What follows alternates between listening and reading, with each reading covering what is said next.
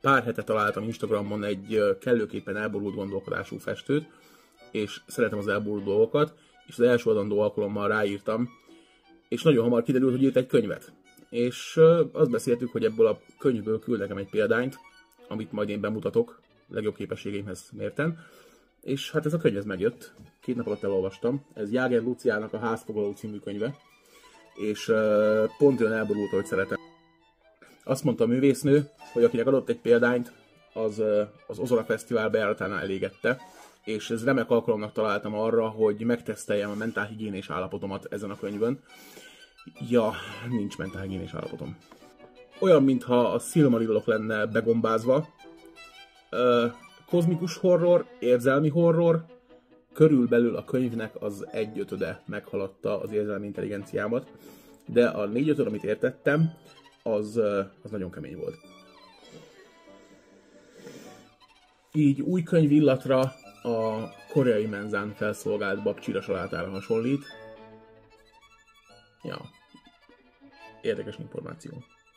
Nagyon szimpatikus könyv, körbekarikába zöld, és tele van festményekkel. A könyv belseje is tele van festményekkel, ami általában karaktereket illusztrál, vagy a világ lényeit, vagy éppen eseményeket, amik történnek. Ami nagyon jó, mert én világéletemben olyan könyveket szerettem olvasni, sajnos elég gyenge a képzelőerőm, de olyan könyveket szerettem olvasni, aminek már láttam a filmjét, és nekem csak a helyettem elképzelt karaktereket kellett beleképzelni olyan szituációba, amit a filmből kihagytak. Fantasy. Fantasztikus képzelőerőre val az a világépítés, ami ebbe a könyvbe zajlik.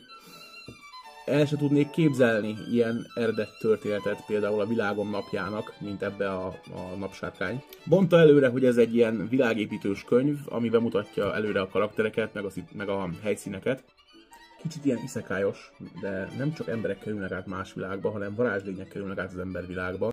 Az emberek, akik oda átkerülnek, nem ússzák meg szárazon, kacsint. Viszont a mesevilágból világra átszivárgó karakterek teljesen hétköznapi élete okoz az embereknek egy ilyen horrorisztikus élményt.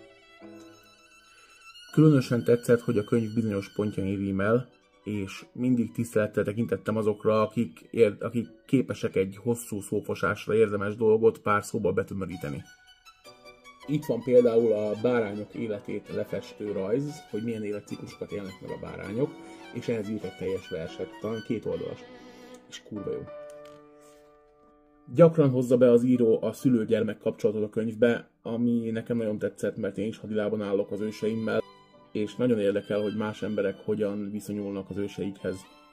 Merem feltételezni, hogy ebből a kis hölgyből, akit az anyukája ölelgetően a képen, későbbi könyvekben főszereplő válik. Ha jó helyen csikizte meg a kíváncsiságodat, amit a könyvről mondtam, vagy nyakon csípték a figyelmedet a festmények, csekkold le Lucia többi művét is, és keresd bátran a saját házfoglalódért.